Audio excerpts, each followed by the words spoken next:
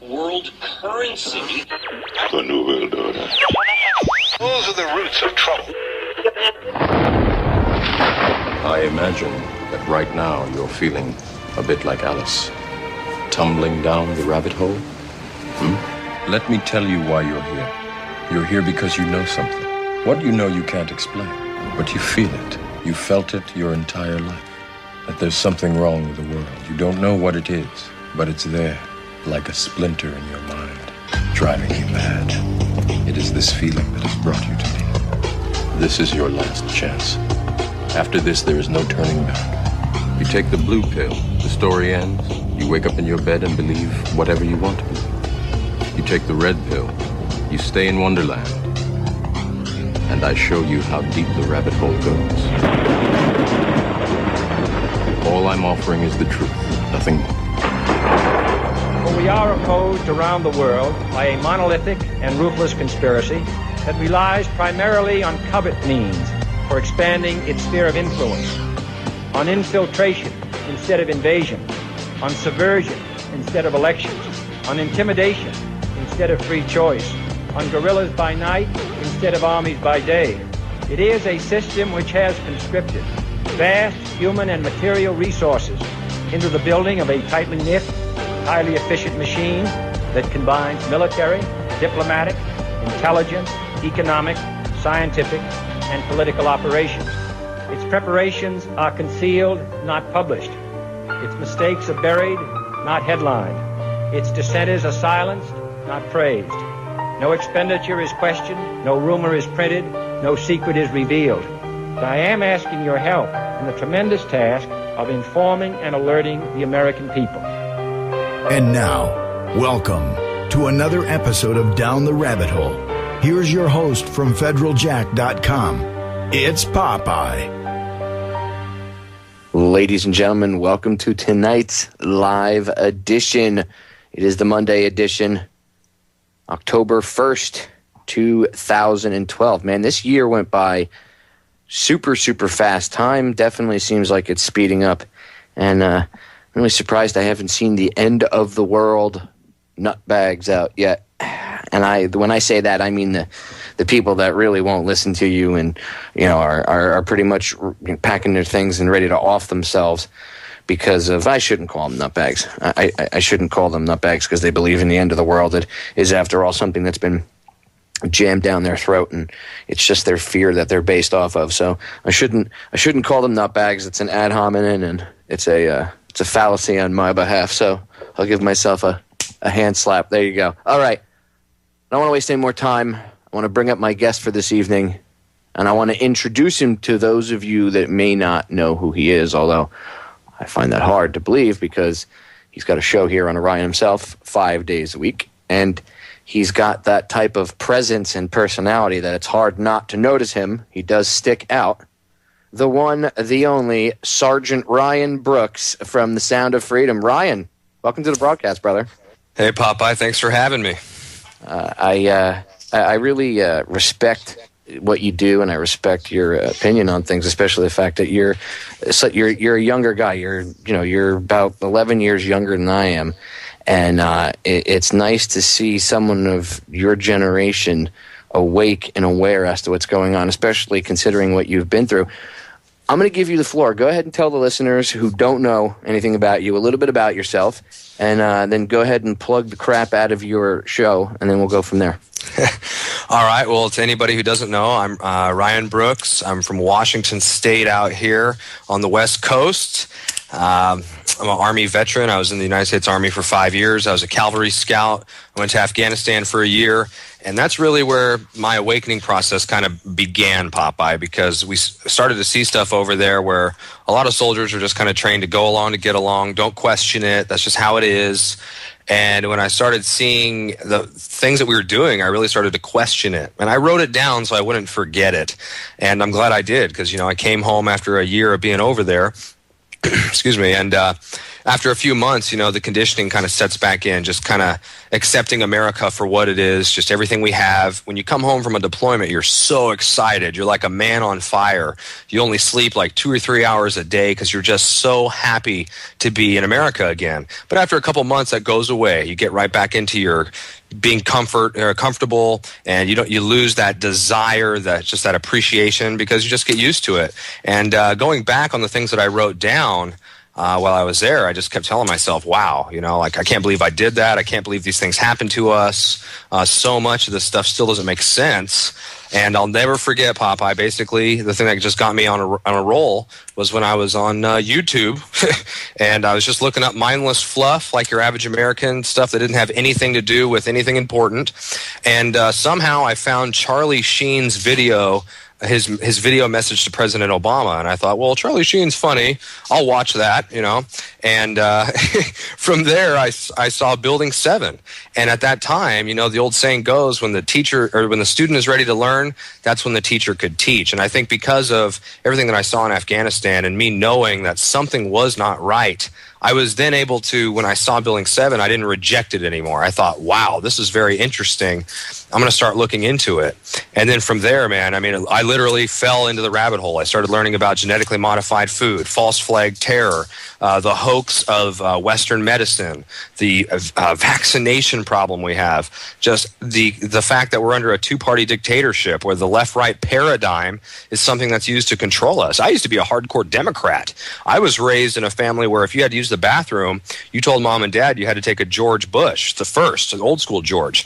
And, I signed wave for Al Gore in the year 2000 when I was, 16, 15 years old.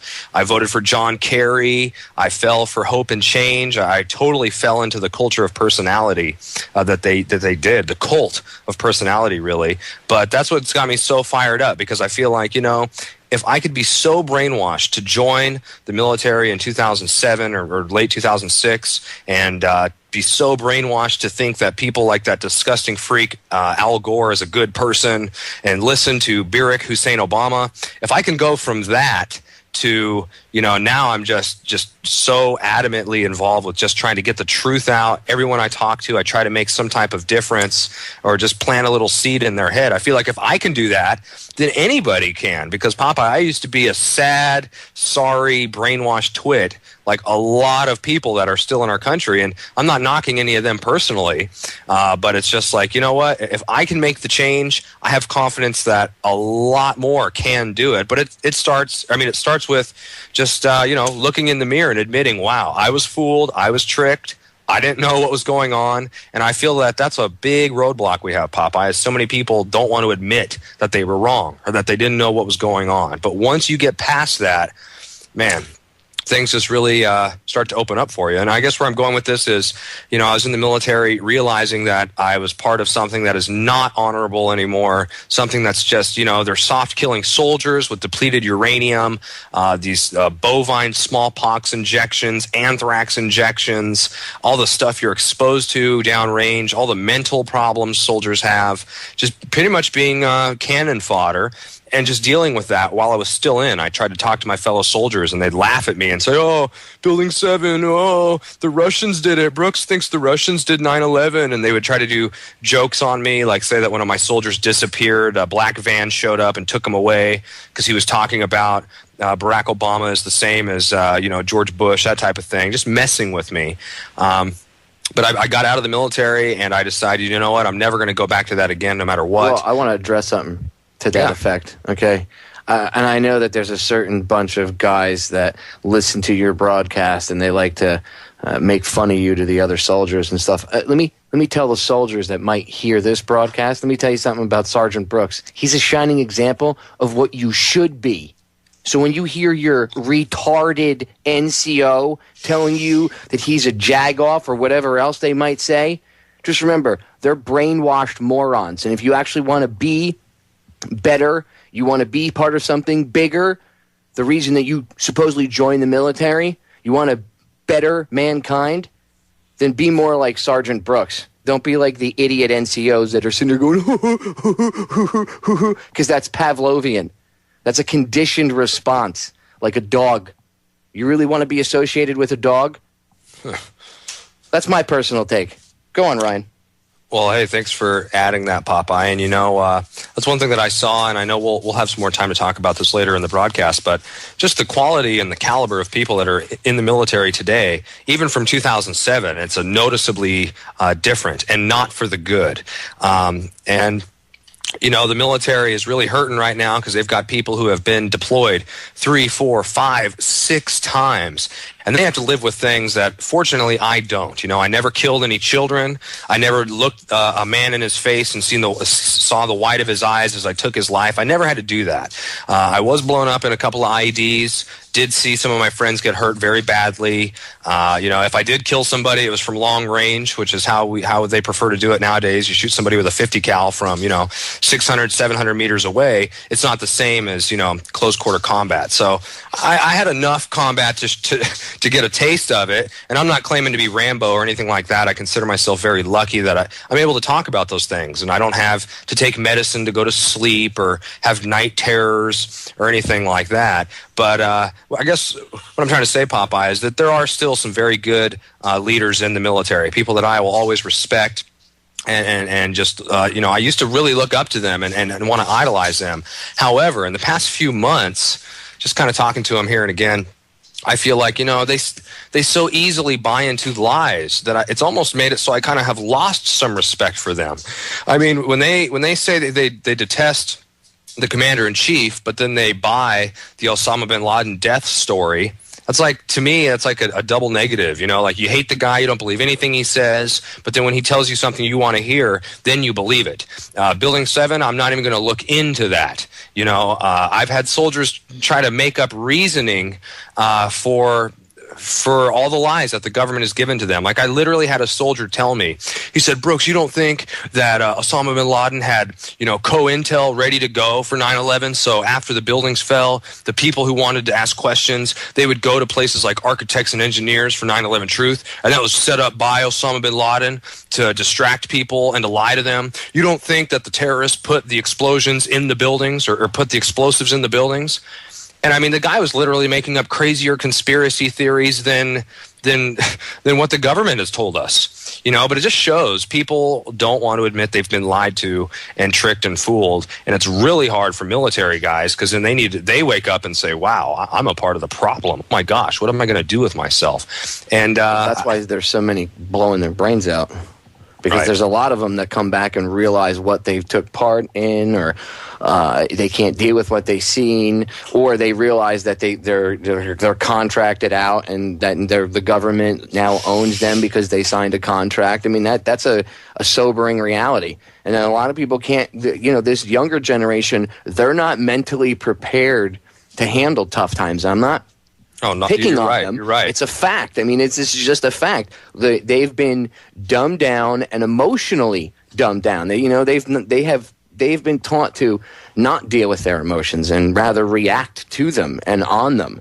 And people can't deal with anything anymore. These younger generation, dude. That's why I say I really respect you, because not only are you a combat vet, vet to vet thing, but I respect you because you're a young guy who's got a really good head on his shoulders and a grasp like I have not seen in the younger generation. Because it's your generation and the younger generations that are going to be the future leaders of this country. Okay? Right. And we need intelligent people. And normally, dude, when I deal with people that are your age, it's like I get frustrated. Even my age, but the younger generation, they seem to be really a lot more disconnected. Like, there's this bigger disconnect, even in my generation of vets to your generation of vets. You know what I mean? Right. It's just there's this huge chasm between. You're right, and I mean, the war on terror has really worn down our military much more than what our idiot mainstream media tells us. I can remember times, Popeye, when Fox News would be coming to our little base to do a mission with us, and if Fox News showed up, we would have a Stryker. For anybody who doesn't know, that's like a mix between a Humvee and a tank, urban warfare vehicle. We would have a Stryker ready to go that a private spent hours pretty much cleaning tooth and nail, to get it looking brand new. Not a speck of dust could be in this vehicle. And it would be sitting ready to go on standby, waiting for the Fox News to show up. And then when Fox News would show up, we would change our mission to some type of happy, feel-good, go out there and shake hands with Afghans and just have a good time. I mean, even the mainstream media doesn't get a good idea of what's really going on. It takes weeks of preparation. If any type of congressman or senator or general shows up, it's ridiculous the stuff they do to prep. They don't get to even see the real side of the war over there. Yeah, they don't know the real side of war at all. And this is what pisses me off, dude. They get this younger generation, they suck them in with Call of Duty and video games like that. I know a lady I've had on here on the broadcast before, a couple times, her nephew, she even talks about this in the one interview I did with her. It was either her nephew or her cousin. I think it was her cousin, joined the Army. And the kid, he got medals for shooting in boot camp, so I'm assuming he qualified expert. And they asked him, "Where'd you learn how to shoot?" And he said, "I never shot a gun in my life. I grew up in New York. In the city, we didn't have a chance to shoot outdoors. But where'd you learn how to shoot?" "From playing Call of Duty." Oh, yeah. And, there's units in the United States Army right now who, depending on your command, I suppose, they actually will qualify that as training time. Get your platoon together, get them in the barracks, get a few Xbox Lives going, and you've got 10 or 11 guys all playing this shoot-'em-up game, running around pretty much simulating exactly what their eyes are going to see downrange. And, I'm just thinking of my old roommate I had. Who was a great guy downrange, former Army Ranger.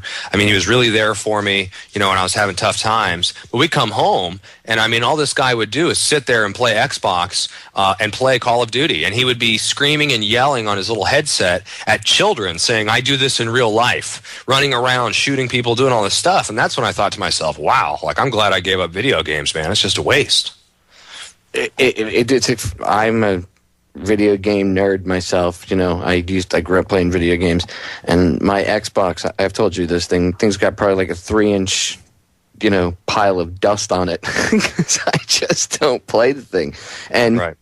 I was actually told by as I told you, the listeners know, I had surgery a couple months back on my hand, and I was told by my physical therapist that actually the movement of the stick would be good for my thumb. I still don't do it. I just don't have enough time. I consider that to be like if I have nothing else to do, and that includes chores, building something if I can, anything. It's like the last thing on my laundry list of things to do. Yet there are people that literally, how many marriages have you seen or relationships wrecked because the husband or boyfriend won't stop playing Xbox? You don't even want to know, brother. It was incredible to me because I believe me, I used to be a gamer too. We come up, your generation and mine, even more than yours, in video games. PlayStation 3s, Xbox 360s, and the gaming is so realistic. It is entertaining and it can be fun. I know myself, and I have an addictive personality where I get tunnel vision and I only focus on one thing. And I know better. I can't get around video games because I'll get sucked into them and I'll play them, until I beat every record, every score, and then I'm done with it a week later, and I say to myself, what did I just accomplish? Nothing. And it was Afghanistan where I got blown up in an IED that showed me how precious life is, and that's where I pledged to myself right then and there when I was standing in the 50 cal turret, pretty much convinced I was going to die that day. I said, I'm never going to play video games again because anything I can do is better. And that's just me personally. But at the same time, you're on the money. If you go out there, if you're single guys, go out there and tell a girl that you don't play video games, and they will just melt. Like, what? You don't play video games? Oh my gosh! It's like you're an endangered species. And so many soldiers I know, all they do, including me, before I deployed, Saturday mornings, you're not at work anymore. Boom, you wake up early just to get your video game time in. Video games, video games, video games. It's pretty disturbing.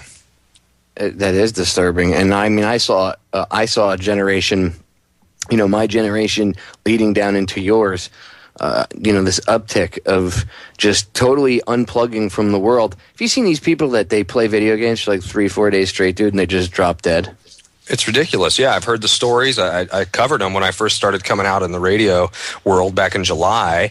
And we have soldiers who that's what they will do. They will play video games all weekend. We have to give safety briefs. The Army actually considers playing video games to be like a problem in the military, because so many soldiers aren't doing anything in their free time. They're not going out and seeing out here in Washington like Mount Rainier or Mount St. Helens or going to the National Forest. They're sitting in their room playing video games, eating GMO food, getting drunk. You know what I mean? And the Army's worried about it.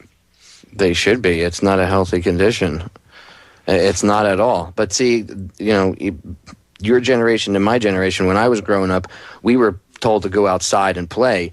By the time you guys came around, your generation was, oh my God, you have to be scared of everything. You can't go outside. The sky is falling. And now it's even worse. Right. I mean, kids can't play unattended. Dude, when I was a kid, my mother would wake me up at like 8:30 in the morning and say, get your ass out of bed, get your clothes on, eat some breakfast, go find something to do for the day. You're not sitting in the house watching TV all day. No. Go play. That's how it was. Now you do that, you're a criminal.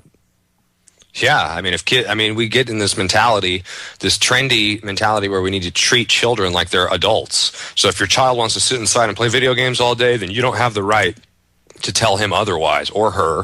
And it's just pretty sad, having a child myself just a few weeks ago. I mean, it's just unbelievable to think of how much the kids, from the newborns to people that are 26 years old, 18-year-olds, we are under attack, a psychological attack, and it's just unbelievable. And it's hard. A lot of people will not unplug themselves because it's so in your face. I mean, it's everywhere. Yeah, and then you see it in, what's going on with the soldiers today. Again, when you see the soldiers killing themselves, the suicide rate, and it's all across all branches, not just the Army. See, it's amazing. They focus on just the Army numbers, and then everybody's like, well, that's not too bad, the whole military. And then you're like, no, that's just one branch. How come they don't report on the other branches? You just don't hear about that stuff. Yeah, they don't want to do it because it'll be even worse. When I was in the Coast Guard, there were people that killed themselves in the Coast Guard. I mean, one guy blew his brains out in the barracks. Another one, and they don't know how he snuck the gun on the base because everything's locked up in the armory. But he somehow got his hands on a weapon, probably off base, brought it on, and then one guy hung himself in the paint locker on the ship I used to be on. He went down. It's the forwardmost lower compartment in the ship, all the way down in the front of the bow at the very bottom. And he went in there and hung himself. And he hung himself from the scuttle, which is the tiny little hatch in the big hatch itself, the one that makes the little hole you go down into the ladder. Well, he hung himself from that thing. They couldn't even open it. So that kind of stuff happens all the time. You and I talked about people breaking their own legs and stuff, having their wives run them over so they wouldn't have to go on deployment. That's a symptom. That's not a problem. That's a symptom of a much larger problem. I'm going to cut us off, Ryan, because we got the break sneaking up on us. Ladies and gentlemen, don't go anywhere. I got another hour and a half with Sergeant Brooks and myself. You don't want to miss it. Ladies and gentlemen, we are back. My guest tonight, Sergeant Ryan Brooks from the Sound of Freedom. I like when you shorten it, you call it SOF, Soldier of Fortune. Maybe you're a soldier of freedom, Ryan. I like it. We'll call you Soldier of Freedom instead of Soldier of Fortune because that makes you sound like a friggin' mercenary when you say the other one. I'm going to play this clip from ABC News really quick, and I want to get your take on it, especially considering you are an Afghan war vet and you've been through hell and back yourself. Now to Afghanistan, and a stark reminder tonight of the human cost of war. An attack at a checkpoint left 2 Americans dead, one of them a serviceman. The 2,000th U.S. military death. I find that interesting. Only one of them was a serviceman. So what was the other guy? OGA? CIA? Probably. I wonder if there's more to the story with that. All right, I'll play the rest of the clip and shut up. See, I can't even play a clip about this without interrupting. Since the war began. ABC's Muhammad Leela is in the region tonight for us. Muhammad? David, some officials are describing this as a firefight between American troops and the very Afghan soldiers they were working alongside. For reasons that aren't yet clear, it appears as though there was some sort of confrontation at one of the many checkpoints that American troops are often stationed at. There was an exchange of gunfire. At first, the coalition called it an insider attack at the hands of Afghan forces, but later they said the Taliban might have been involved. Now, whatever the reason, the 2,000th American killed in Afghanistan is certainly a very grim milestone.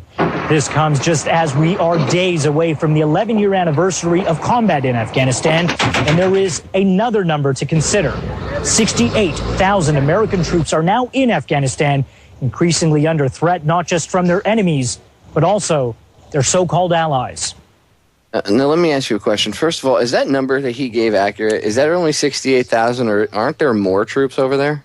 I was just going to say, I mean, from the numbers I've read, we still have upwards of 80 to 90,000 troops there. So I don't know. I mean, I'm sure they're just kind of telling us what they want us to hear, more or less. I mean, there's definitely more than 68,000 troops there last time I checked. That to me, I heard that and was like, whoa, what? Yeah, it sounds like he's a little full of it right there, if you ask me. You know, Popeye, just hearing that stuff, man, it just shakes me up because my old unit is in Afghanistan right now, and a lot of them talk to me through online. You know, they message me and stuff, and they're asking me, like, man, how is it? Are you doing okay? Like, how are you doing, man? Because another thing they do in the military is they make it seem like if you get out, there's no hope for you. You're done. Like, the economy is horrible. You'll never recover. Get used to working at McDonald's, et cetera, et cetera. And I'm not saying everybody does this in the Army, but they definitely make it easier for you to stay in than get out. And the guys over there are absolutely, they hate it over there. I mean, they thought the last deployment we did was bad. This one's even worse. They're not even getting supplies anymore as far as your basic hygiene items, things like that. Because now so many green on blue attacks are happening where the Afghans that we're training fire on us. They don't tell us on the news that, you know what, Americans, as far as your regular military, we are not allowed to go into their villages or have any interactions with any of the populace without Afghan police or security of some sort. So when they say that we've halted, activity with, or halted, missions or whatnot with the Green Force, with the Afghans that we're training, that means that we are being severely hindered. We're not even able to leave the base. And if we are, we're not able to do anything but maybe sit around and spy on people, which is something I did a lot of when we were downrange. I mean, speaking of spying, didn't they have a balloon that they spend bazillions and bazillions of dollars on, and instead of spying on the Taliban, they were looking for people planting roadside bombs, they spied on whether or not you guys... Would you tell me if they were wearing goggles? Right. And that was one of the things that I was just like, this is a joke, because the particular route that we had in our sector, we were in between Kandahar and Pakistan, okay? And until our unit got there, no American forces had ever been in that area. So they were pretty much ready and waiting for us. And this particular route, it was the most heavily IED'd route, from what I'm told by guys in the military, the most heavily IED'd route in the entire region. And that was the route that a few of my friends had been blown up on. I had driven over IEDs on that route, and the vehicle behind me just so happened to set it off. I actually walked down that route a few times. One of the times, we found 13 IEDs. Each time, our metal detector, it was not working correctly, and my sergeant was like, "Oh no, that thing's fine. Operator error. Just keep moving." Well, Papa, I mean, it doesn't matter what anybody's take on religion is or whatever, but whoever is, the creator of the universe, so to say, was looking out for me, because I stepped on 13 IEDs and was kicking them, literally kicking the rocks that they were buried under. And the only thing that saved me was the fact that they were for vehicles. They were pressure plate IEDs for a couple hundred pounds, not, well, I'd say maybe a couple 1,000 pounds, because, with your gear on, you're a couple hundred. But, I'd step on 13 IEDs, none of them would go off. The next day, they'd catch a guy. The Afghans would, we never would, and then he'd dig up 13 IEDs, and that's where I just thought to myself, this is unbelievable. But not getting away from your question, yes, they have these spy blimps that they use there, and I'm sorry, I don't know the exact name for it, everybody, but if you just type in, military blimp, you'll be able to see them. They're these big white blimps. They fly them a couple hundred of feet in the air. They're now using them in New Jersey to spy on Americans in America. But we had this spy blimp, and it's over $1 million. The optics on this thing are unbelievable.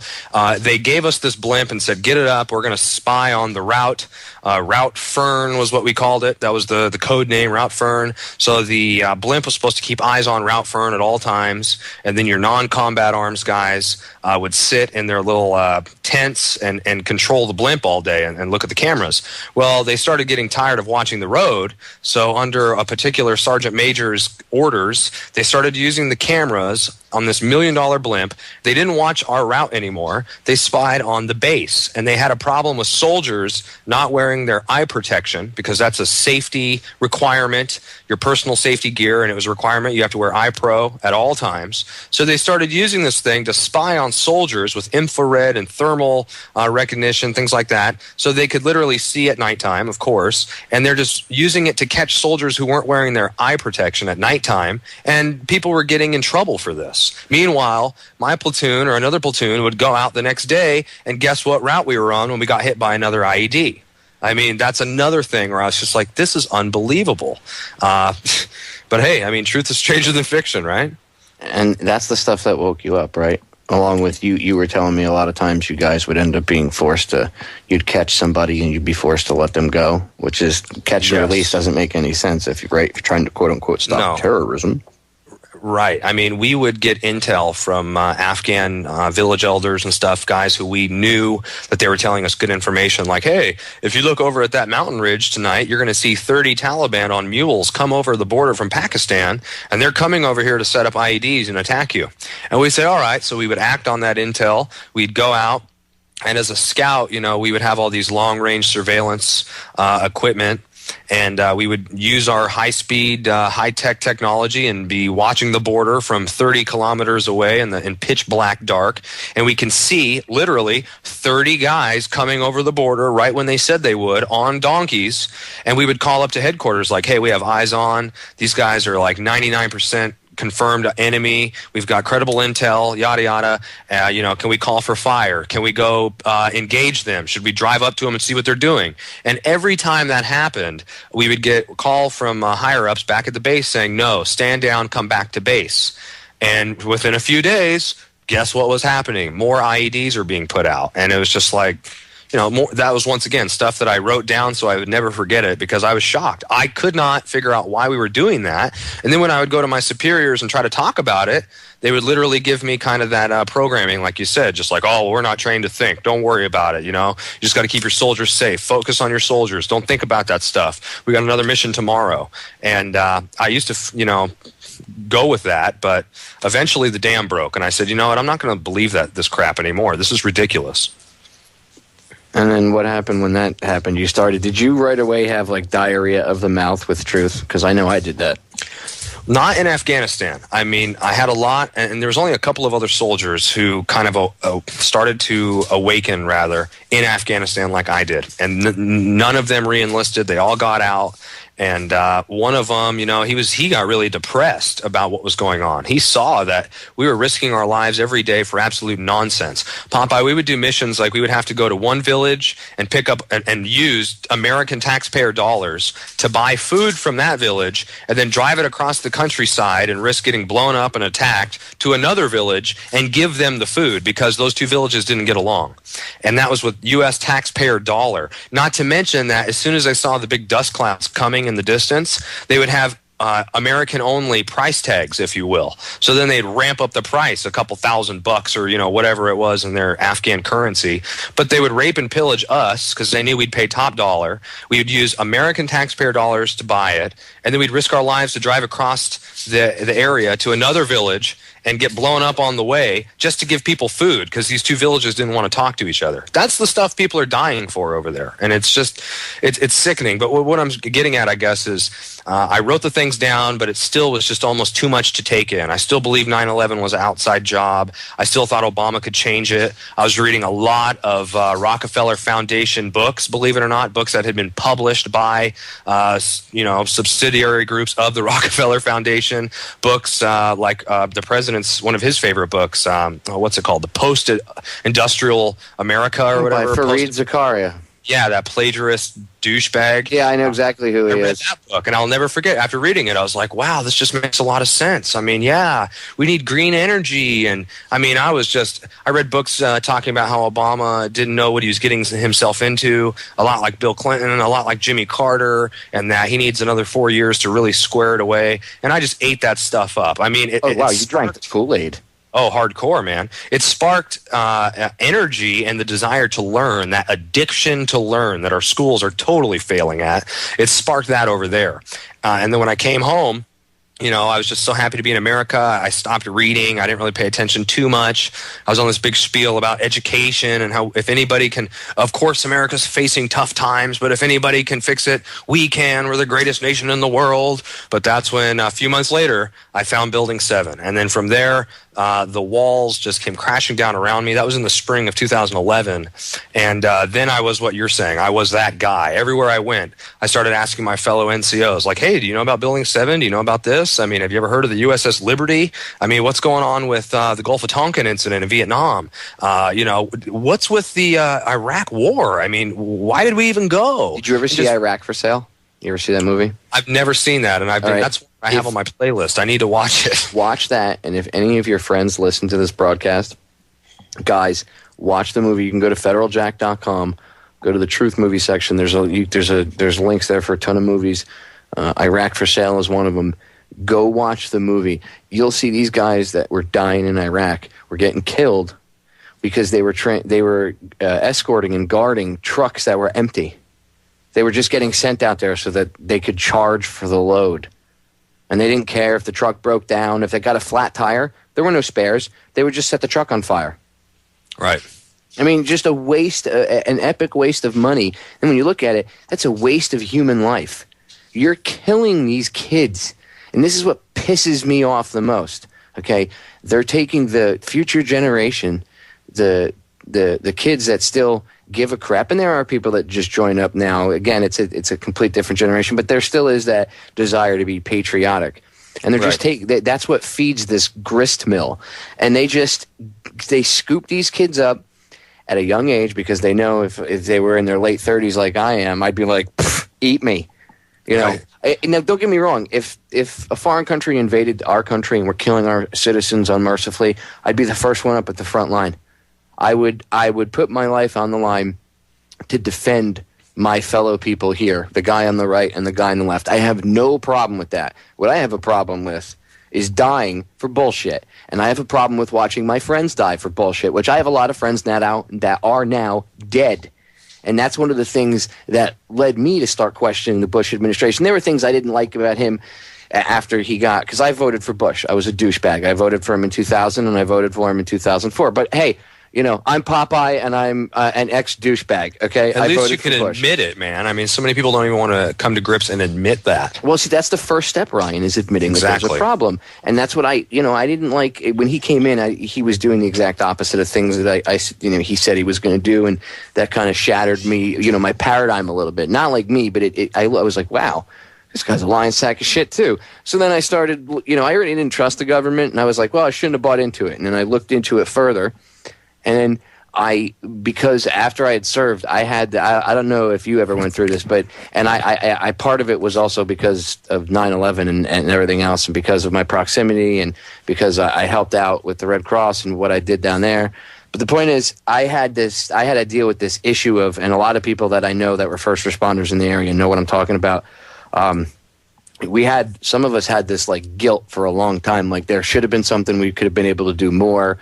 And when I got medically discharged, I still felt like, I had friends that were dying, and I felt like, man, it's that guilt trip they lay on you, and it stays with you. And for a long, long time, I felt like I should still, why am I here? Why do I have the freedom to run around and people I know are now dead? Am I a piece of shit? These are kind of thoughts you have, and this is the kind of things that go through your head, and this is why people blow their effing brains out. Luckily, I was mentally strong enough to get through this, and then once I got through that, that's when my whole, this whole political thing started to get shattered for me, and I was like, all right, I don't like him anymore. Let me go back and let me check and let me see what the guys on the ground have to say. I want to learn. That's the least I can do for them. I owe them that. and the more stuff I started to read written by the guys on the ground, the more stuff that I started to uncover. Ironically, I came across the stuff. I talked to Dr. Dahlia Wasfi.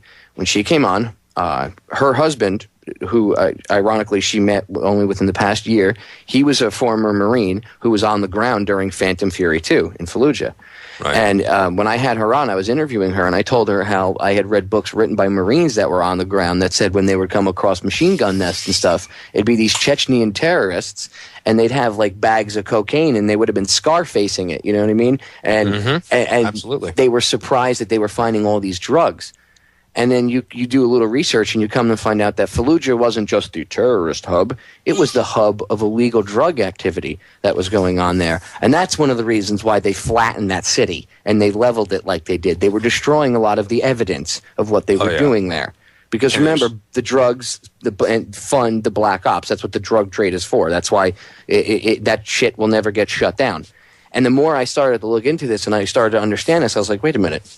And later on, again, I read these books 5-6 years ago, and later on, I interviewed Dr. Dahlia Wasfi about 6-7 months ago. When I brought it up on air, she said, I hadn't heard of that, but my husband Ross was there. I'll ask him. She emailed me that night. She said, Ross confirmed what you said. They were running drugs through Fallujah. And I said, right. and I learned that from boots on the ground, Ryan. So once I saw that, I said, wow, I'm getting a whole different narrative. I started to look into the truth about the war. And as I started to look into it is when, through a friend of mine, I had bumped into the whole 9/11 issue because I really hadn't paid attention to it. When I first got into 9/11, I looked at it and was like, no, there's no way. Okay, I believe about the war, but that's just insane. And right. by the time I was done, I schooled myself, and I ended up, I got into kind of to be like, all right, I'll get the truth about Iraq, and then I'll be able to tell these nuts that think 9/11 was done by the government to go F themselves. And by the time I got down that rabbit hole to the bottom, I was like, oh, wow, I got schooled. Right. The more you know, the worse it gets when you go into it with that mentality, like, I'm going to prove these people wrong, because you can't find explanations. You can't find, stuff to back up what these people have told us and lied to us about. And just hearing what you're saying, man, I mean, I had guys who trained me who were in the invasion of Fallujah, and stuff they would tell me, I feel horrible for them. I mean, these guys had to shoot children. They would have children take pins out of the grenade and run up and try to hand it to the soldier. That means you have about 10 or 15 seconds before that thing detonates. What are you going to do? You're getting shot at everywhere. There's explosions going on, all this stuff. They chose to kill the child. There's guys I know who have had to kill children, and it's literally in a me or them situation. And also what you're saying, Popeye, the survivor's guilt. I hear people say that this is a big conspiracy about soldiers killing themselves and that they're just covering up for being killed in battle. That is an absolute bold-faced. That is a theory. That is nonsense. That's coming from people who have not served, who have not been in to see it for what it is. Can you imagine the survivor's guilt? If you were driving a Humvee, that was your mission, to drive a Humvee every day, and your best friend sat next to you every day, and the one day you said, hey man, let's switch it up. You drive, I'll sit in the passenger seat. And then that day, you hit an IED and the driver dies. Your best friend. And that should have been you. Can you imagine? It shakes me up just thinking about that, because I know guys that happened to. And they come home from deployment, and what do? They drink their sorrows away. The Army is just a career. They just go with it. They are being just totally destroyed. And to make it even worse, we also have an entitlement mentality in this country, and the military is not exempt from this. I've had soldiers tell me, I can't wait to go, shoot Occupy Wall Street protesters. I don't care. I don't care about the Constitution. I don't care about their rights. They're dirty scum hippies, and I'll kill them if I'm ordered to. I mean, that's the type of stuff. It's like a cancer, and we have it everywhere, including the military. Well, I've talked about that, Ryan. If you embrace the dark side, and you once you touch that, you allow it's like I equate it to when Peter Parker he touched Venom for the first time, and the symbiote climbed up his arm, and it started to engulf his entire being. And then it changed his whole personality, and he started to do dark things. We all have, it's like the old Indian proverb. The old Indian's talking to the young Indian, and the boy says to him, he's talking to him about the two wolves that are inside each of us. And the old man says to the little kid, there are two wolves in each of us, a light one and a dark one, and they're constantly battling one another. And the little kid says to the little Indian says to the other one, well, which one wins? And the older, wiser one says, the one you feed. So if you allow yourself to touch into that negativity, that dark side, it will consume you. And I've tried to explain this so people understand, because there's this huge divide. It's always, I point out a lot of negative things about war crimes and stuff, but at the same token, I want people to be able to connect with that person and understand why they did it, so you're not blaming it on them, because when you look at it in the bigger picture, it's a symptom of a much larger problem. Absolutely. And we're attacking the symptom instead of the problem. And I've been told I'm an apologist for that, but I'm not being an apologist. I'm being a realist. That's just the reality of the situation. I'm not looking at it on a microscopic level. I'm looking at it on a much larger level. All right, I'm going to cut us off because we got the top of the hour break coming up. Ladies and gentlemen, don't go anywhere. Hour 2 coming up with Sergeant Ryan Brooks. You don't want to miss it. Ladies and gentlemen, we are back with hour number 2 here on tonight's live edition of Down the Rabbit Hole. It is the Monday edition, October 1st. My brain is somewhere else. I forgot that the date changed. October 1st, 2012. Monday edition. Tonight, I'm hanging out with Sergeant Ryan Brooks. He does a radio broadcast here on Orion 5 days a week. Ryan, what time is it? 7 to 9, if I'm correct, Eastern Standard, PM? 7 to 9 Eastern Time. You got that right. And you discuss the same things that we're talking about tonight, plus a ton of other stuff. Ryan's a very awake individual, and I know he's got some guests lined up. Your shows, I like your show because even when you're tired and you're beat, you still try to, come with this energy. I think it comes natural. I don't think you're trying. I just think it comes natural the way you come across, because you're speaking from a level of experience that many people your age do not have. And right. Again, to the people in the military, you need to pay attention to him. You need to listen to him.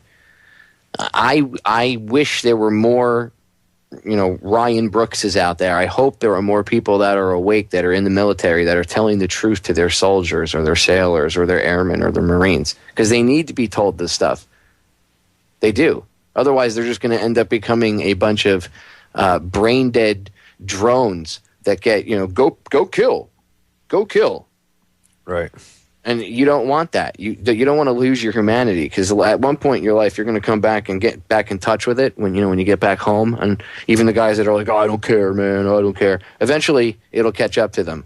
And it'll end up being the bottom of a bottle or the bottom of a pill bottle or, cocaine or whatever their poison of choice is to make the hurt and pain go away. But eventually, it'll catch up to them. You can't run from the darkness. It will engulf your soul. I've talked about this hundreds of times. I've seen my friends lose it because they wouldn't accept things. I've seen guys, even guys I don't know, I've seen lose it because they couldn't deal with the demons. And you know what? The other side of the coin is we shouldn't demonize these people. They are humans just like us. They've been used and abused. And because of the mental conditioning that's going on, you see, instead of looking at someone and going, well, they're freaking idiots, whatever, they signed up for it, they shouldn't have, they killed people, whatever, blah, blah. Yes, but that's a symptom of a much larger problem. I understand your anger, okay, but to take the blame and completely place it on the symptom and not the problem that's causing that symptom is wrong. See, if we fix the problem, that symptom will no longer be an issue. It'll go away. We need to stop putting our soldiers, sailors, airmen, and Marines in foreign countries. We need to bring them home. We need to stop this culture of hatred and bigotry. That's one of the ways that they get away with having us kill people, is because they teach everybody across all 5 branches that whatever enemy of the day it is, they find ways to dehumanize them. In this case, it's Haji or Raghead or Dune Coon or whatever other little moniker they want to come up with. And they use that to help you dehumanize the enemy. So it's easier for you to squeeze that trigger because, hey, they're just a raghead, right? So you can just pop them. Or in Vietnam, they were gooks or whatever. And Ryan, you know I'm not just blowing smoke here or pontificating. This is, you speak from personal experience. You were combat on the boots on the ground. Well, just hearing you say that stuff, Popeye, I mean, I can't say it enough. You're right on the money. You're hitting the nail right on the head. I mean, it's the way it is. I consider myself very lucky that I had great leadership joining when I was in the military, as far as training me to be a combat soldier, training me to react to contact and to not freak out or panic. When I got blown up, I did exactly what I was supposed to do, return fire, tried to navigate our vehicle out of the kill sack, tried to make radio communications, et cetera, et cetera. I saw body parts flying around. I tasted blood in my mouth, and none of that even fazed me. When I saw a chunk of leg from the knee down right next to me on my striker, right up on the top of the roof, because my lieutenant's leg had been blown off from the back of the striker to the middle of it, I just laughed and said, wow, there's a big leg up here. Now, I didn't know that it was his leg, but it didn't even faze me. It felt like it was a mannequin leg. No, that was a real live leg. And I just am so thankful, or lucky rather, that I didn't have to see my lieutenant, who did not know that he had lost both legs because he had adrenaline. He tried to jump out of the back of his truck when we came to a stop. And he had nothing but bones sticking out from under his knees. So when he jumped out of the back, he pretty much lawn darted his bones right into the ground and fell over, and that's when he realized he had no legs. I guess what I'm getting at here is when you see things like that happen, when you have friends of yours killed or hurt like that, it's personal. And it makes it all that more easier to hate and to get revenge. I mean, I wrote down in clear detail exactly what happened that day. And I wrote down at the end, you can still see how brainwashed I am. These people are going to pay. That was my first mission that I was ever on. That happened to me. And I said, we just got here. We're going to raise hell. How dare they do this? Yada, yada, yada. I look at it differently now. But at the same time, I mean, I wanted to put this out there, Popeye. I want everybody, if they have some time, to look into 5th Stryker Brigade. They are no more. They changed the name because we were so bad. The Army knew us as the Brigade from Hell. We were the guys who, our sister unit, that we were in the same brigade, and then from their brigades, there's units. I was in the 8-1 Cavalry unit. And then we had 117 Infantry and 423 Infantry. Just look those up. 5th Stryker Brigade, 423 Infantry, 117 Infantry. And you'll see that these guys lost, until recently, the most of any units in the War on Terror. They were literally losing 10 to 15 guys a day. When we first got there, they were hitting 900-pound IEDs that would totally turn their striker into molten metal, and there's like 10 guys in there who would be vaporized. So now, if everybody can picture that, you just get there, you've lost 20-plus guys in 2 days, and then you go into a village. And these Afghans, especially the bad ones, even they know the rules of engagement. They know that we cannot go in their houses unless we invite them. So I want you guys to try to put yourself in the soldier's shoes, where you've lost 21 friends, you've been in country for about 2 weeks, you go to a village, and a guy comes out of his little hut and he says, hey, did you guys hit a bomb last week? And you're like, yeah, I did. Why? Oh, how many of your friends did I kill? And you're like, excuse, what? And then they run inside their house. And they know that if we follow all the rules that we have, we can't go in there. What would you do? Now, I'm not supporting the fact that these guys cut off their fingers and mailed them home. I'm not supporting the fact that they would kill random Afghans and then tie them to the front of their vehicles with barbed wire and drive them around into other villages. But imagine if you lost 21 friends who you grew up and trained with. We trained for 3 years to deploy, Popeye, which is more than units get. They only get usually about a year before they deploy. We had 3. We were, according to our own colonel, the most technologically advanced fighting force in the history of the world. We had all the high-tech gizmos, everything. And as soon as we get there, decimated, 20-plus KIA, and then a few days later, you have an Afghan, doesn't matter if he's a Taliban or not, just say, hey, I made those bombs, I killed your friends. Would you be able to restrain yourself, especially, if those were your friends? And I'm just trying to play both sides for everybody out there, but that's the stuff that we're experiencing. I've pulled over, we've done random flash checkpoints, which is exactly what the mobile TSA units do here now. They're not ICE teams. Popeye, what are they called?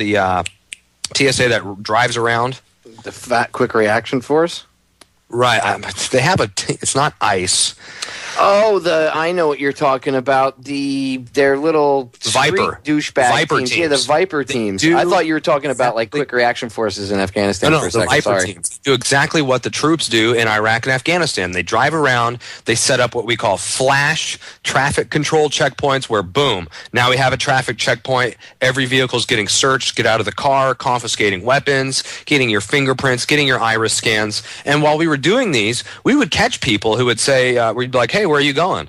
And they're like, oh, we're going to the Arghandab Valley, which the Arghandab Valley was like the hell of our entire area. That was the absolute worst place. We didn't even want to go there. Only bad people go there, according to our intel. And this guy, he's got the black eyeshadow, because they wear black eyeshadow to try to make him look more scary. He had the little Muslim half moon on his hand. A lot of the Taliban do that. And he gets out and he's being all bold and just like, you can see the hate in their eyes, looking at me, saying, just looking at me, just like with this angry, he wasn't scared at all. And I said, hey, where are you going? He says, I'm going to the Arghandab Valley. And we're like, oh yeah? Oh really? And he's like, yeah, I'm going to go have a picnic. What the hell are you going to do about it?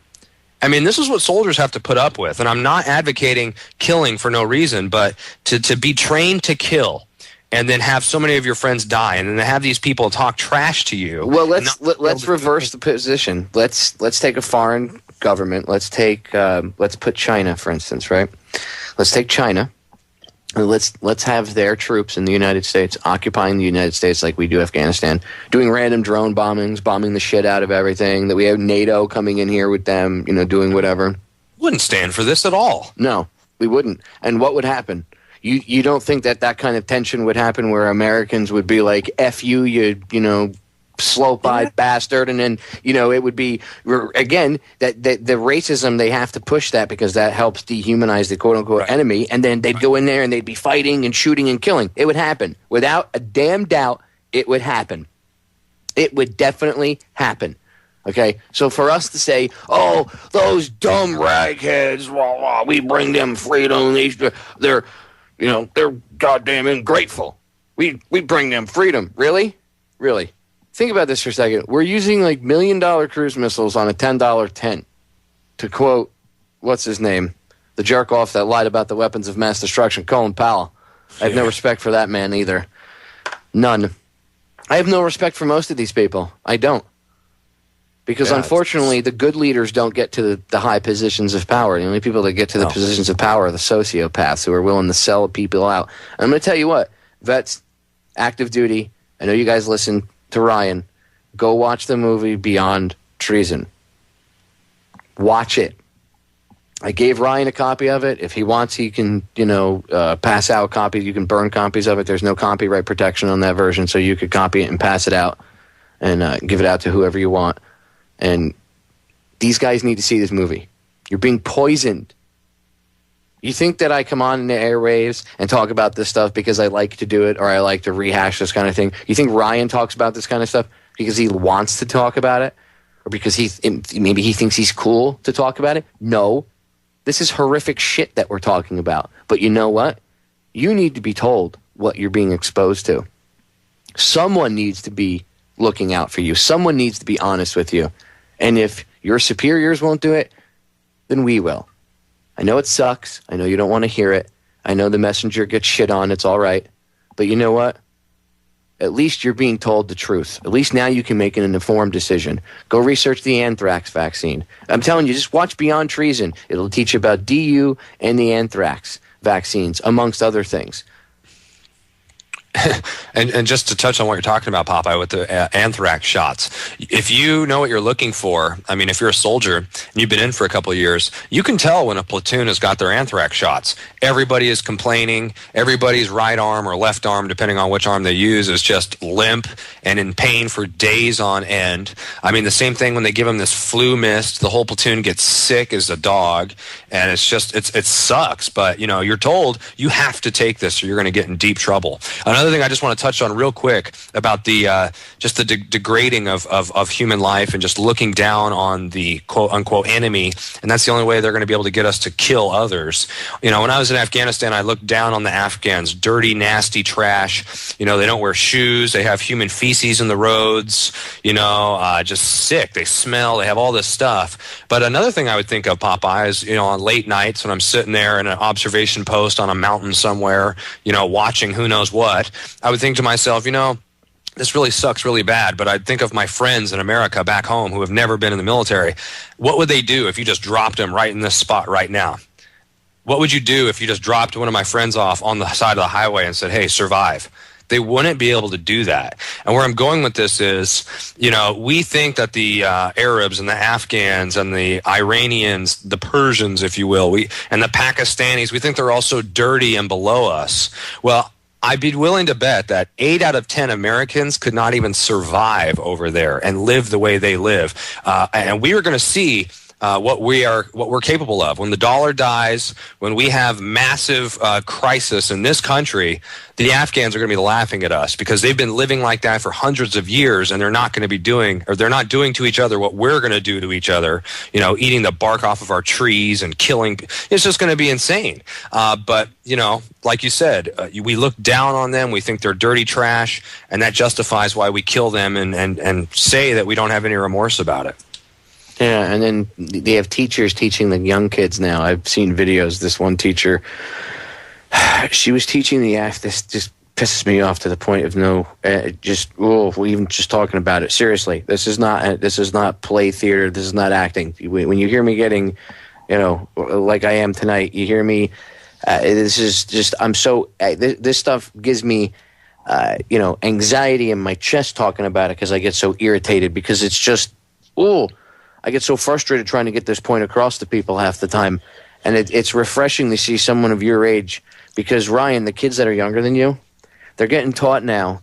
And I've seen video of a teacher doing it, and I know other teachers are doing it, and this is because this is what they're being told to teach the younger generations. These kids are 5 or 6 years old, and they're being taught that all the Afghan people hate us because of our freedom, and they want to kill all of us. And that's why we're in Afghanistan, and we have to stay there and fight because if we don't, they're all going to come kill us. And they hate us. These people don't even know what 9/11 was. They just want us to leave. That's all they want. Right? And anybody with half a brain would want the empire out.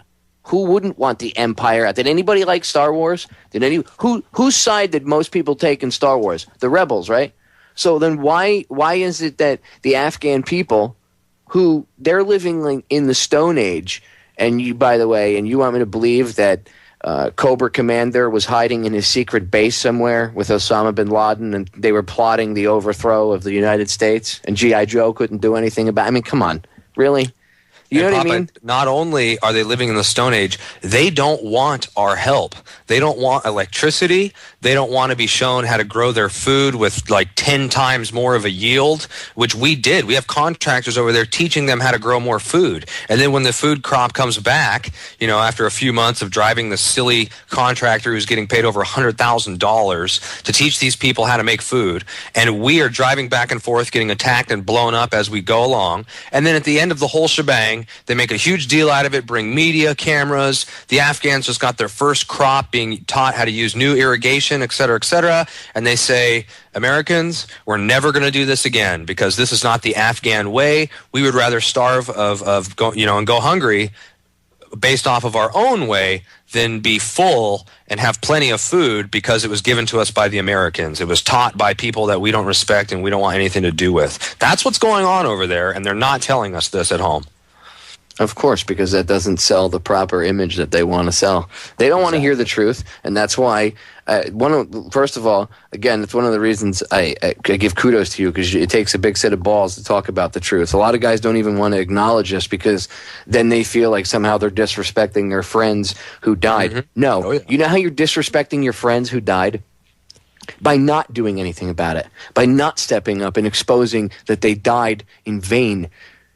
They died for drug money. They died for the lithium that's in there. They didn't die to bring democracy to these people. Obviously, these people don't want us there. So why are we wasting our men and women? Why are we killing these people that they should otherwise be here? Perhaps maybe we should guard our own borders. How about F the border of Afghanistan and Pakistan? Maybe we should put them on the border to stop the drug running. Oh, but if we did that, then the CIA wouldn't make any money and there wouldn't be any black ops, so the money would dry up. Oh, can't do that. Can't stop the war on drugs. But let's take our guys and send them over and put them in a friggin' meat grinder to die for no reason. There isn't a reason for them to be over there. And I know a lot of them can say, well, I don't care, I'll kill whoever, blah, blah. You're brainwashed. Okay? You'll care later on, trust me. I'm looking out for you now. You could think you're all cool and tough shit and, oh, yeah, F you, man. You don't know what it's like. Well, yeah, it's great. Trust me. In 10, 15 years, when what you've been exposed to physically catches up to you, trust me, you'll give a shit. So pay attention, because the military is not going to be there for you. I know that you're told if you leave, you're effed. Oh my God, it's a joke. Okay, it's an illusion. They're using fear to control you. Let go of the fear. First of all, any honorable institution should not require fear to keep you a member of it. You should want to do so because something inside of you drives you to do it. When they require fear to control you, there's a problem. Not only that, Popeye, but financial.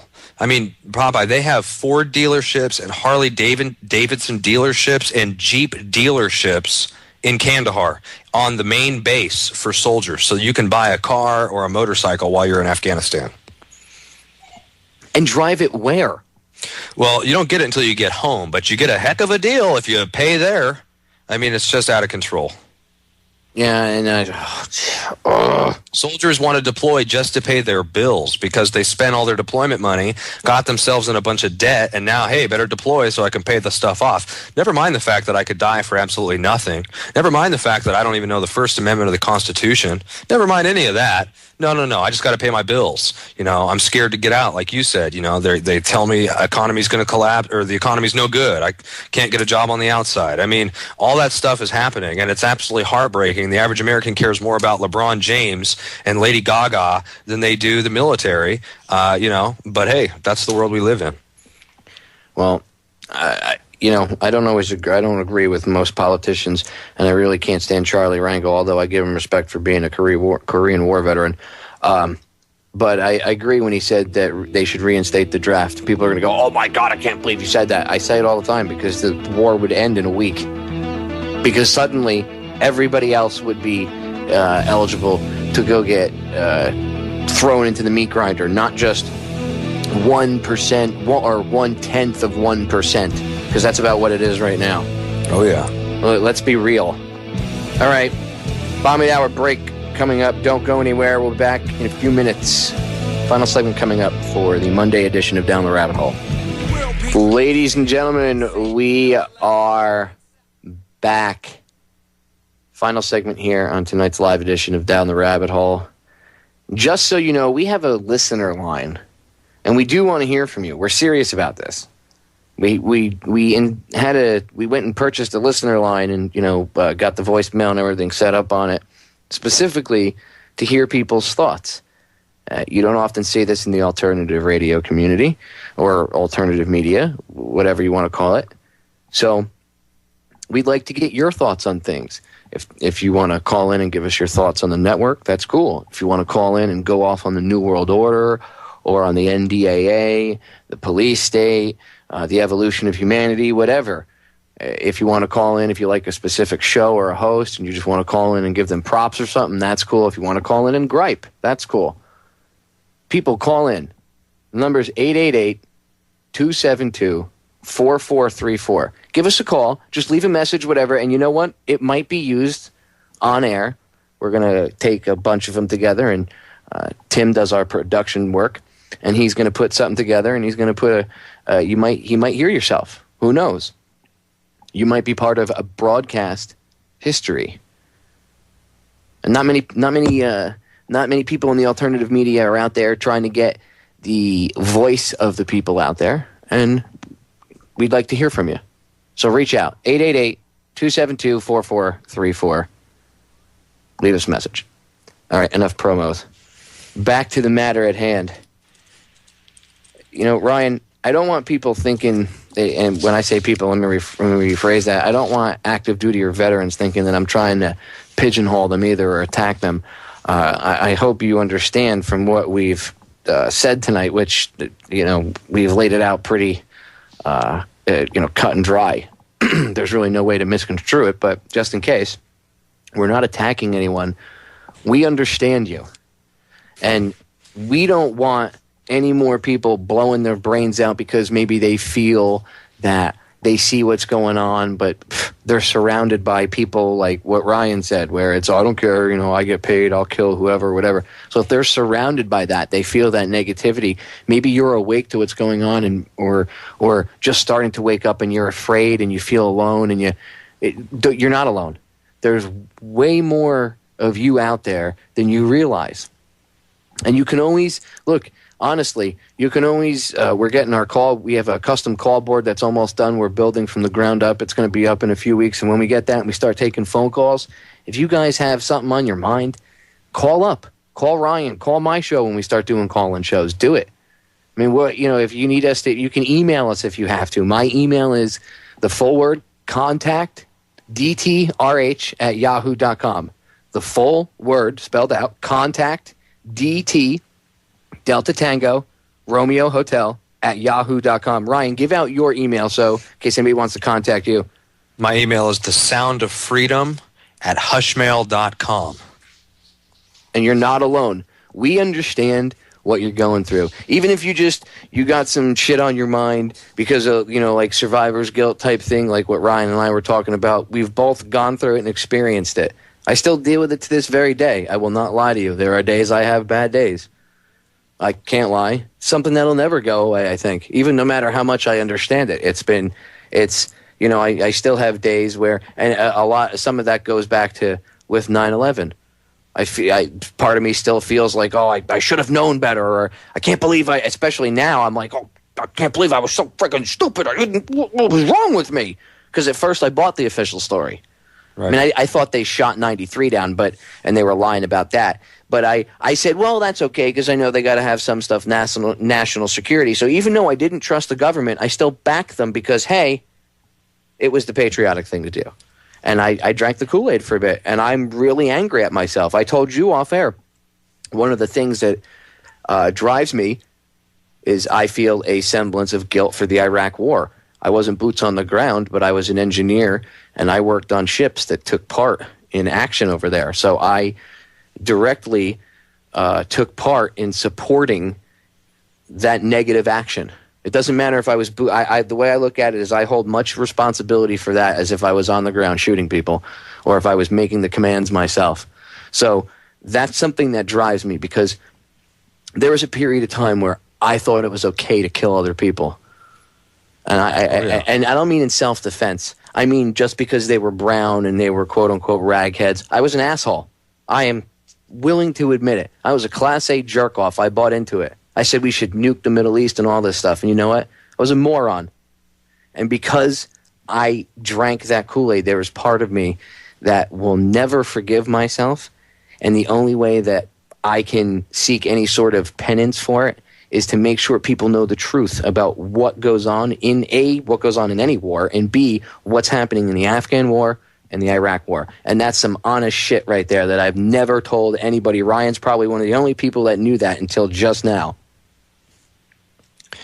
Popeye, just to touch on what you're saying, I mean, I'm seeing a comment in the chat room that if the vets go for help, then they take their guns right away. And I'm gonna agree with that to an extent as far as they have all these different agencies now. If you kind of listen to the radio or watch TV, they have all these veterans helplines and all these things. Because, yeah, I mean, when you come home from Afghanistan or Iraq, wherever you come home from, you are now the number one threat to this country according to the Department of Homeland Security. So if you go say, hey, I'm having suicidal thoughts, or I'm not happy with what I did, or whatever, then yes, they will institutionalize you. They will take your weapons. We have people out here like Popeye, like myself. I mean, I'll talk to anybody. I tell you what, Popeye, when I came home from Afghanistan, my neighbor who passed away from Agent Orange exposure, he was a door gunner in Vietnam. And he said, you know what, I could never do what you guys are doing with all of your 200-pound gear and in the desert. I would go back to Vietnam anytime. And I told him, I cannot fathom what you went through in Vietnam. I would go to Vietnam in a heartbeat over Afghanistan. I'm sorry, I would go to Afghanistan in a heartbeat again over Vietnam. And it just shows, like the camaraderie that veterans have from all different times, from World War II, Korea, Vietnam, and everything since then. We have to stick together, and we are there for you guys. If anybody ever needs any help or just wants to talk to anybody, I'm definitely there. The Sound of Freedom at hushmail.com. But also, I mean, it's just... It does take fortitude, Popeye, and the way I am, I just don't care what other people think. And when I broke free, and I just did not care, and I got demonized a lot, and I alienated my family, and I alienated all of my friends back home. And it took a lot of mending and a lot of patchwork to make up with my family. And some of my friends, used to be rather, I mean, they were toxic people from the get-go. They didn't want to hear this stuff. They still love Obama. They don't want to listen to a single thing I say. They've never joined the military. They've never seen anything. It doesn't make me better than them, but it does mean I've been a little bit further around the block than they have. I know the war on terror is a joke because I was in it and I saw it as a fact. It is a joke.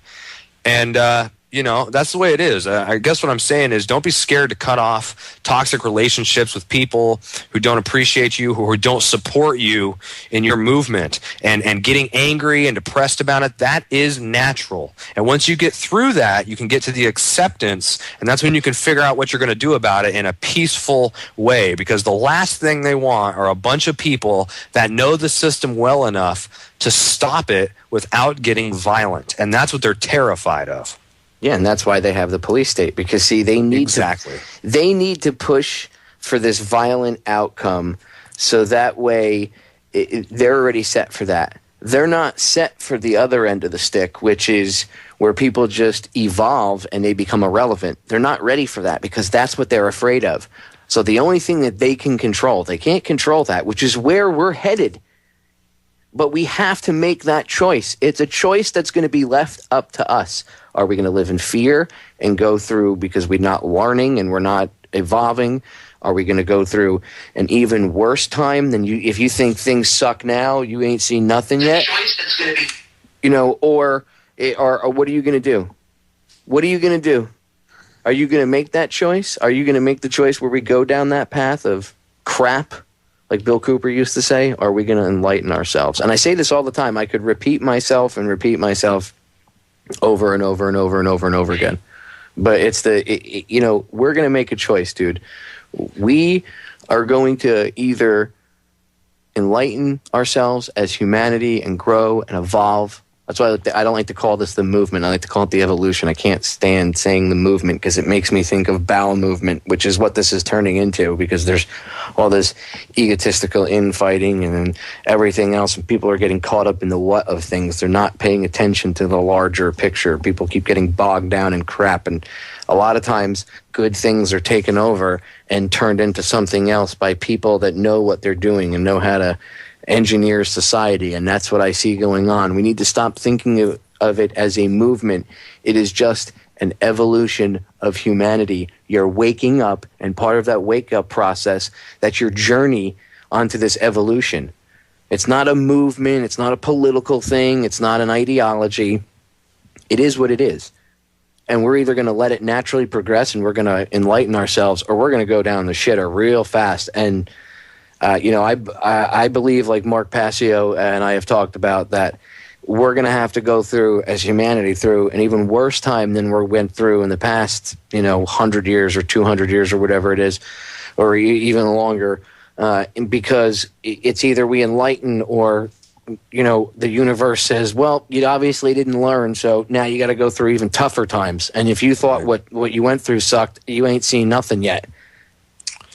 Right. And you know, Popeye, I just think of some of the guys who I served with who, one of them in particular, the medic we had, I mean, he saved lives and he saw things that I didn't have to see. When I got to look away and just shoot my machine gun and get all gung-ho, Army strong, all that nonsense, he had to put the tourniquets on. He had to put the IVs in. He had to stop the bleeding. He had to pick up the body parts, hear the screams. He has to live with those sights and sounds. But at the same time, he tells me now, I don't care who runs the United States military.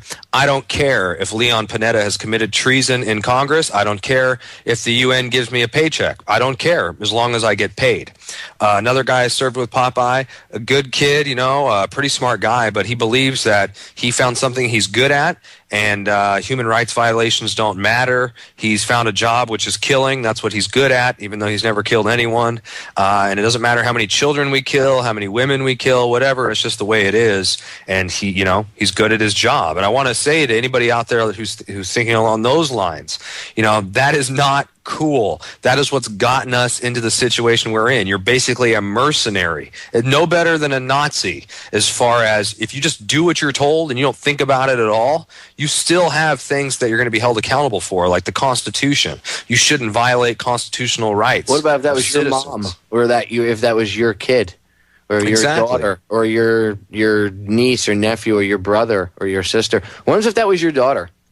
What happens if roles were reversed and somebody kicked in your door at home and shot your 5-year-old kid in the head and laughed about it and took photos and pissed on the body or whatever? What would you do? You'd be enraged. You'd want to kill everybody involved. Oh, for the rest of your life. Yeah, but it's completely different when the shoe's on the other foot. No, it's not. Okay, we're all human. The sooner you learn you're being played, there's something that a lot of people in the military don't understand. Do you know why we're given dog tags? You know why, Ryan? I heard you mention something about that, but I was shocked when I heard it. Go ahead and say it for everybody, because I still am like, wow.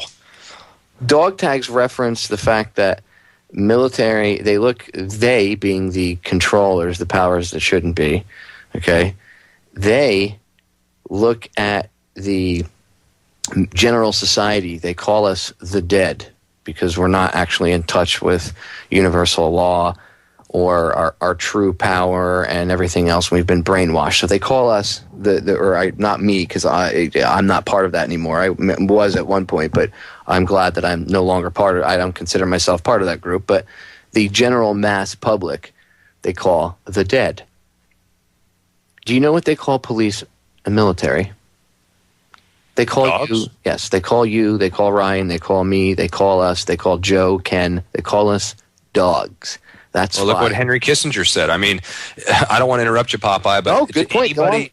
Anybody listening, I mean, I'm sure a lot of the listeners know who Henry Kissinger is. What was he, the Secretary of Defense under Nixon, or was he Secretary of State? He was Secretary of State. He's the one who's famous for saying that military are nothing more than dumb animals to be used as pawns in foreign policy. Look who's whispering in the current president's ear right now. Look who is still in charge behind the scenes now. We need Henry Kissinger. We need a new world order, Ryan. Yeah, and this person, it's just disgusting. This guy really does think that, you're a dog, Popeye, and I'm an animal, and that these troops over there who are dying, they're being soft killed, and they're having their limbs blown off, all these horrible things, seeing things that I wouldn't wish anyone to ever see, and, it's all for a big lie, and I know it's hard to admit it, and you're right, that's what leads to depression. Well, let's put it into perspective. For them to understand, okay, they call us the dead, right? That would be like the equivalent of whale shit. Well, they look at you, if you're military, police, whatever, they look at you lower than whale shit because you're willing to do the things that you do to your fellow human beings. On command, no questions asked, for a couple bucks, you'll sell your soul. And you know what? They have even less respect for you than they have for the people that they're sicking you on and having you kill. How does that make you feel? How does it make you feel to find out, Ryan, that while you were in Afghanistan, the very societal engineers, the people that are playing this huge chess game, thought that you were nothing more than dog shit on the bottom of their shoe? Well, I can tell you, if you were to tell me that, if I was talking to you through, Facebook or something while I was in Afghanistan, I'd call you a silly liberal, anti-war weirdo. But now it does make perfect sense, and it is heartbreaking to me to know how many well-intentioned, well-meaning, good people are over there right now, and they're being used as pawns. And I want to say one more thing. When you guys come back home, I mean, when I came home on R&R, Popeye, you go through Dallas. There's one other airport. There's two major airports that all the troops go through when they come home for R&R. And they announce it as soon as you get off the plane to the entire airport that these soldiers are just home from Afghanistan. Please give them a warm ovation. And you get off the plane and it brings everybody to tears because you have just gotten back into America and everybody is standing there clapping for you and cheering for you. Those people, that's really probably the only thing that they've done for you. They don't care. A few people might do some things like send you some trinkets or, some hygiene products or thank you cards or whatever. But for the most part, the American people don't care. They're preoccupied with distractions. And people like Popeye who are out there telling the truth, trying to expose this hoax for what it is. Those, I don't want to go too far and say people like me, but hey, I'm trying to get the truth out there so people don't think twice before they join the military. Say it, people like you. Look, I'm going to tell you what. I'll blow your ego up for you. It takes a lot of balls to come out, and especially because you still talk to guys that are still enlisted, and it takes a lot of balls to do what you do, dude. It does. I'm older than you. I've been on the planet longer than you. And I'm going to tell you what, as someone who's in a different generation, I have a lot of respect for you. I know Joe Joseph has a lot of respect for you. I know Ken, who's a retired Marine combat vet from Vietnam, has a lot of respect for you. So to the brain-dead people that don't have respect for Ryan, you will one day. You'll appreciate it, and one day maybe you'll be humble enough to say, you know what, Sergeant Brooks, I was wrong. And if you can, you're a better man for it. You really are. If you can be humble about things and admit when you're wrong, that's what makes you strong. A couple weeks ago, I said, it's okay to admit that you love things if you're a guy. It's okay to say, I love you. It's okay to, emanate that energy because you're not a pussy for doing it. See, the powers that be, the people that control society, get you to believe that you're weak if you show love. But it's the other way around. You're weak if you don't. You're strong if you do. A strong man admits when he's wrong. A strong man admits when he needs to break down and cry. There's nothing wrong with it. The people that are telling you that there's something wrong with it, screw them. And you know what? You don't have to go seek. If you don't want to go to one of these places, there's plenty of places. Look online. There's plenty of places that'll help you, run by other vets that, won't try to lock you up or have you put away in a mental institution. There's plenty of stuff out there. Again, contact Ryan. You can email me. My email, again, is the full word, contact, Delta Tango Romeo Hotel @yahoo.com. Email me. Brian, give out your email one more time. My email is thesoundoffreedom@hushmail.com. Thesoundoffreedom@hushmail.com. Email us. Talk to us if you have to. Look, I'm not perfect. Ryan's not perfect. Everybody's human. We all make mistakes. Everybody goes through some rough shit. If you've been through stuff that's maybe rougher than I have or rougher than Ryan's, through whatever Ryan's been, or Joe or Ken, we can at least relate to you, sit down, talk to you. Look, the point is there's other people out there. Don't feel so alone, because I'm just tired of seeing kids blow their brains out because they just for a multitude of reasons. The whole stress card thing, which we didn't get a chance to get into. The training is so different now, and of course the generation of kids that are going in are much different than they were back in the day, and that's because of the engineering of society as a whole. The dumbing down. But I don't want anybody feeling alone. I'm just tired of seeing kids blow their brains out. And to the people that think it's a conspiracy theory, the vet suicide thing, they do fudge combat death numbers. I've said this before. If you die boots on the ground from the explosion or the gunshot, it's a combat death. If you die in the helicopter or at the field hospital, it's not a combat death. It's they chalk it up to something else. That's how they fudge numbers. But that's not what's going on. Okay, this is real. And for people to say that, oh, it's a conspiracy, blah, blah, blah, blah, blah, you're doing a disservice to the people that are dying because guess what? It's a symptom of a much larger problem, and we need to address it. Brooks, we got about a minute left. I want you to plug your show. Go ahead. All right, Sound of Freedom, Monday through Friday, 7 to 9 p.m., only at the Orion Talk Radio. I'm just so part of it. I mean, we talk about everything: economics, politics, what you can do to get ready for the proverbial crap that's about to hit the fan. We cover, a little bit of everything. We're lining up better and better guests every day, and our show is just starting to really go viral, and it's all because of the listeners. So tell your friends and family and tell them about shows like this and Sound of Freedom while we still can, because you better believe we're going to get deleted off the internet. That's right. Rip the archives. Keep them, ladies and gentlemen. I urge you, rip my archives, the ones I put up on YouTube. Rip Ryan's archives, save them, archive them, pass them around, make copies, bury them, whatever you got to do. And remember, don't emanate fear. Put out love. We're out of here, ladies and gentlemen.